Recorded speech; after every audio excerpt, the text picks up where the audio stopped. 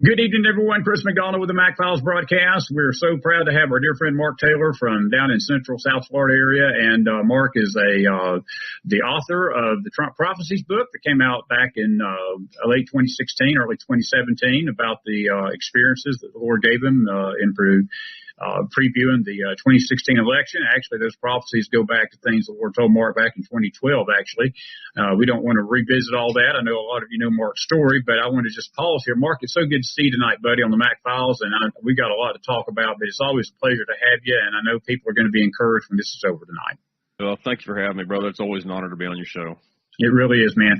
Hey, I wanted to just touch base with you and today about several things. I want you to just, as we get out of the gate here, just want you to get your thoughts on where the country's at right now and what you see as some of the main things that the Lord is really highlighting in your heart and what we need to be praying about, because I know that the president, Mark, he's under such attack right now on so many levels.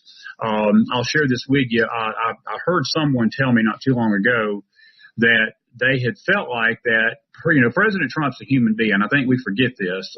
You can be anointed by God, but God doesn't anoint superheroes. He anoints men, and we're human. And I know President Trump's human. And at some point, these attacks keep coming at you, and it weakens you. It's almost like, a physical attack on our bodies from the devil. These physical attacks go on for so long, and then they wear you down. And then your spiritual armor, it's easy your spiritual armor to fall during those attacks. And I'm praying for him right now because I really believe that he is under this kind of onslaught. And I just think the church needs to start circling the wagons more than we've been doing. And I heard you say something to me the very first day we interviewed. The church is terrible at winning battles and not keeping victories. In other words, we win these victories and then we stop praying. We stop warring over the very thing we won, thinking it's okay, and when in fact the wars just began when we won that battle. Right. The church is very bad about taking ground, but they take ground, but they're very bad about not holding that ground. We won that battle November 8th, and that's when the battle. But we fast forward, we won the victory on that particular battle. We haven't quite won the war yet. So there's just not a time to back off, stop praying for this man and his family for his safety. Number one. Number two, we've got so many things we could talk about here today because, things are accelerating so fast. God is exposing anything and everything right now. Even the church leadership is being exposed right now globally. When God had prophesied through me that this thing was going to be so big it could take down parts of government, well, I didn't even realize it could be parts of governments. Wow. Plural, you know what I mean? So, this is what people need to be praying about because, they've already done mass arrests. We're just not hearing about it. There's a blackout, news media blackout, because the news media is, in fact, part of the shadow government, New World Order. The news media will get gutted. Hollywood will get gutted. The political realm's going to get gutted. And I hate to tell this for some people, but the church is about to get gutted as well because God is done with the corruption. The kind of person could have done that. Folks, you're going to be surprised who's been involved in what. This thing is so big globally, it's going to, most people aren't even going to be able to wrap their heads around this. Right. But the one thing that we need to be praying for, though, is the mass arrests that have been going on. I believe are probably going to come in waves. You know what I mean? Now, we don't have enough time. I could be wrong on this. I don't have the timing on this, and I'm not prophesying this. I'm just telling you my opinion, okay? We don't have enough time between now and the midterms to start taking down people like Obama and Hillary, the big name people, quite yet. If they did that, they know civil unrest is coming. And that's what we need to be praying for. I've been saying this almost for 2 years. Be praying for the civil unrest, for God to step in and to mitigate the civil unrest that's going to be coming in some of these cities. When they start making these mass arrests, because the enemy's kicking and screaming. This is the last stand, if you will, for the enemy. He knows it. The enemy has lost the war, but we are not to stop battling. But be praying because we don't have enough time. Because if they went out and arrested these people right now, they know if it was civil unrest, it would upset the electoral process. That's true. And that's not what they want. We don't have enough time now. If we'd have done this 6 months ago, I'd have said, yeah, maybe this stuff could have slowed down. But here's the problem, and people get really impatient. We talked about this in the pre-interview. People get very impatient with the fact because they want justice now. You know what I mean? And, well, who doesn't? We all want this stuff, but this stuff's been going on for decades and decades. There are last number I got was over 45,000 indictments now. Yes. So, I mean, you're looking at, and when do the math here, you can have more than one arrest per indictment. Now, so, I mean, my wife works for the court system. She had an indictment where she had 11 arrests. Do the math. I mean, you're talking, you could be up over 100,000 of people that are going to be getting arrested. These are mass arrests. So it takes time to build a case. It takes time to build these cases against people like Hillary Clinton, who's been doing this for 30, 40 years. I don't want someone like that. I would rather wait a little longer and not have her walk on a technicality. That's the last thing we want these people doing, is walking on a technicality, because we're getting impatient. Our timing is not God's timing. His thoughts are not our thoughts, his ways not our ways. So it's all in his timing right now. So this is where we have to be patient. God's plan is in place. There's a plan in place to make this happen. I think after the electoral process, again, I'm not prophesying this, when they make the mass arrest, it could now be after the midterms at this point, so it doesn't disrupt the electoral process, but also Trump will have more people in Congress by his side to support him. That way they can't look at this as a dictatorship that he's trying to wipe people out who disagree with him, because that's coming. Oh, yeah. And the people he's already arrested, that's already kind of been stated where, he's just going to arrest people that disagree with him.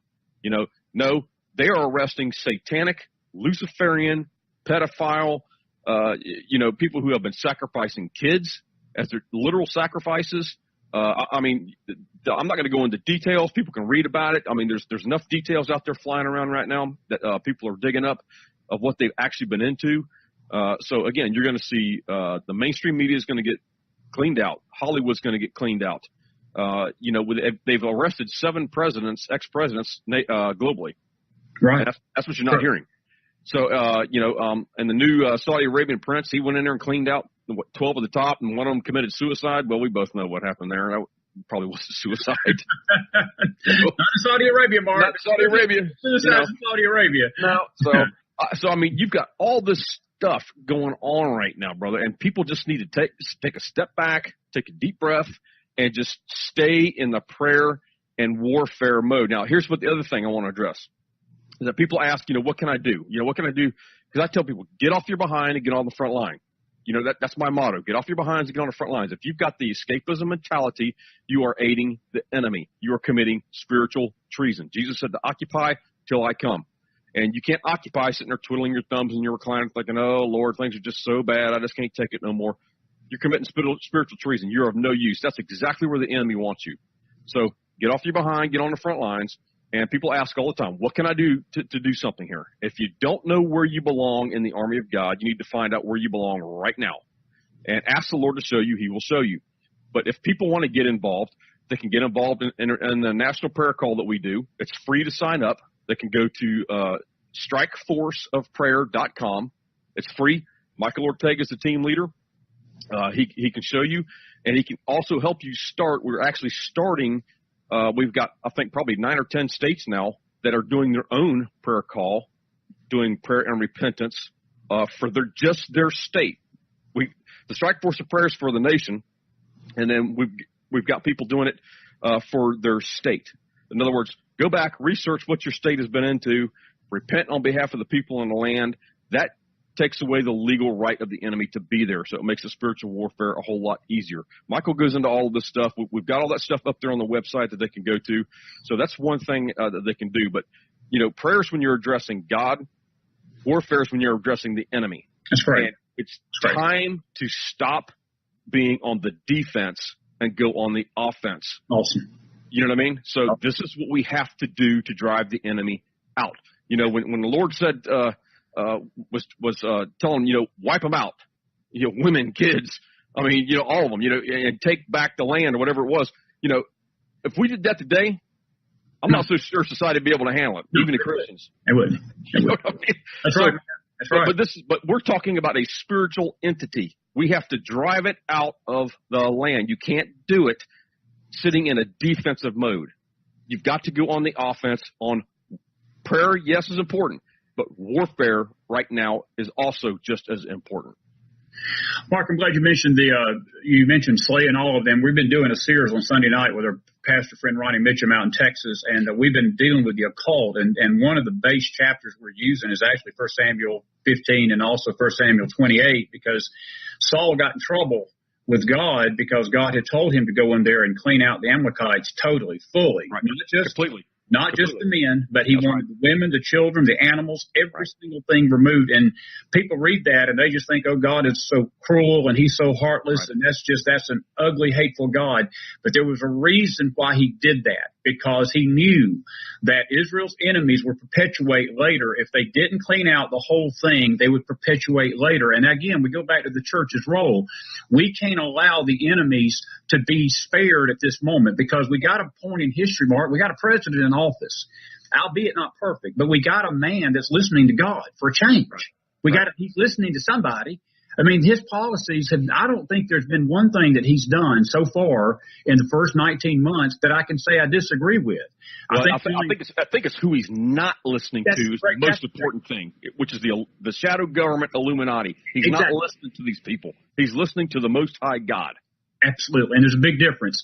And, we've got a chance to change the course of American history for nearly 40 years. We've had the shadow government deep embedded in the government for about that long. And now it's time to shift course, and we could change the course of America for God. And Mark, the bigger picture to me is the harvest, because we do know, I do believe we're in the end times. I do. I don't know when God's time calendar is. I don't know what his time clock is totally, but I do know that we're in a season to where he wants to pour out his spirit upon all flesh. Bad government will hinder the harvest if bad government's in place. But when you have a government that is free and you have a government that is open and saying, look, Christianity, do your thing, flourish. We're not going to try to stop you. We're not going to try to stop the churches. We're not going to shackle the preachers from telling people what the truth is. Then the chance for the church to see the harvest come in, Mark, is greater. And we've got that opportunity. But again, there are so many dark forces hitting this president right now, and I think a lot of it is because of that. And I'm feared for his life. And I tell you, there's been so many people that have talked to me over the last couple of months that say the Lord has just impressed upon them to literally pray for his physical safety, because there just seems to be this cabal of darkness that is really trying to hit at him. And I just think it's trying to take America into a direction again that we don't want to go anymore. I think we've had 8 years, and like you graciously said during your other interviews in your book, I mean, the church wasn't sick enough. That's why Obama got reelected in 2012. We wasn't sick enough. I think we got sick after 8 years of this. I think we were ready to listen to God a little bit and say, we don't need this no more. And it was the church that got this